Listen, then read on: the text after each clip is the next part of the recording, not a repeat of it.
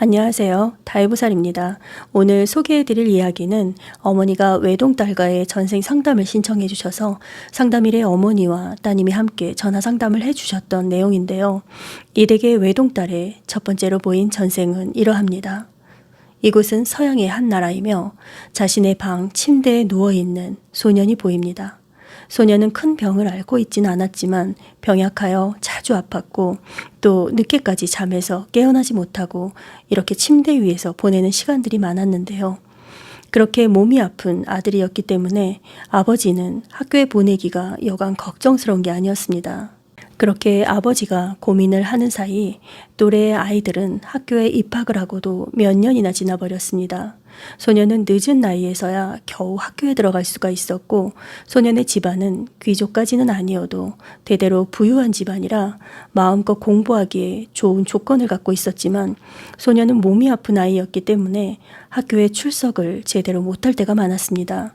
자주 결석을 하게 되고 언제나 침대 위에서 생활을 할 때가 많다 보니 또래 아이들과도 잘 어울리지 못하고 혼자 지낼 때가 많았습니다. 소년은 외롭게 자라면서 항상 자신에 대해서 생각하고 또 세상에 대해서 아주 많은 생각들을 하면서 하루하루를 보낼 수밖에 없었습니다. 그리고 책을 읽는 것밖에는 달리 할 수 있는 것도 없었습니다. 소년은 출석일을 못 채울 정도로 결석을 많이 하게 되지만 성적이 매우 우수하여 선생님들로부터 총애와 특혜를 받을 기회들을 얻게 되고 무사히 최종 학교까지 졸업을 마칠 수가 있었습니다.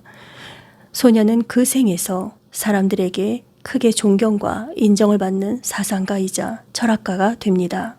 뛰어난 그의 사상이 왕실에까지 알려지게 되면서 왕족들에게도 인정을 받게 됩니다. 그러나 모든 것은 적당한 것이 좋다고 그를 아끼는 사람들이 많아지고 왕족들의 총애가 깊어질수록 시기하고 모함하는 자들이 늘어갔습니다. 그리고 날마다 사람들에게 둘러싸여 힘든 일정을 견뎌내지 못하고 과로와 스트레스에 결국 큰 병까지 얻어서 아까운 생을 마감하게 됐는데요. 그때 그 소년이 그리고 그 사상가이자 철학가가 현생에 저와 상담하신 외동딸이었습니다. 이제 두 번째로 보인 전생 속으로 가봅니다. 이곳은 가까운 전생이었으며 서양 국가입니다. 사람들에게 아름답다고 극찬을 받고 있는 한 여성 모델이 보입니다. 사람들은 그 여성 모델에게 아낌없는 찬사를 보내고 있습니다. 그녀는 너무나 당당하고 인기만큼이나 자신감 있어 보였습니다. 그 여성이 바로 외동딸의 전생이었습니다. 따님은 전생에 많은 사람들에게 특별 대우를 받을 만큼 우월하고 인정받았던 강한 기억들을 잠재의식 속에 갖고 이 생에 오게 되었습니다. 그래서 이번 생에 자신이 가지고 있는 외모와 능력이 자꾸만 초라해 보일 수 있습니다. 두뇌는 좋은 편이지만 전생에서 많은 공부를 했기 때문에 이번 생은 쉬어가게 될 것이며 이번 생의 외모도 남보다 예쁘지만 자신은 만족이 되질 않고 부족하다고 여길 수 있을 것입니다.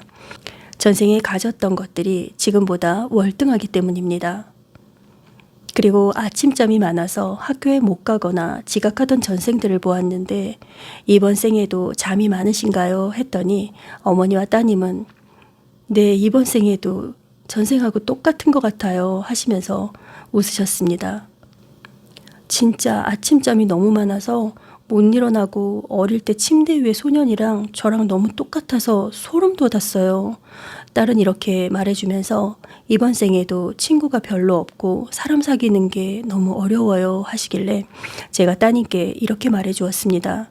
그건 사람들과 친밀하게 교류하는 법을 가까운 전생에서 많이 경험해 보지 않았기 때문이에요.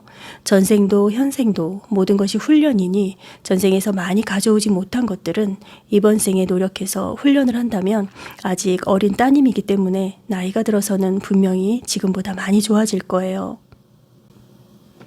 그리고 어머니와 따님은 전생에 절친한 친구였는데 친구가 도움을 정하러 왔을 때 어머니가 식솔들이 곤란해질까 염려되어 친구를 돕지 않고 돌려보낸 적이 있었습니다.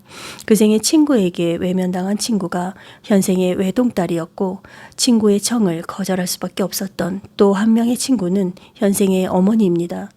그리고 또 다른 전생에서는 어머니가 짝사랑하던 남자를 차지하기 위해 남자가 너무나 사랑하는 여성과의 사이를 갈라놓은 적이 있었습니다.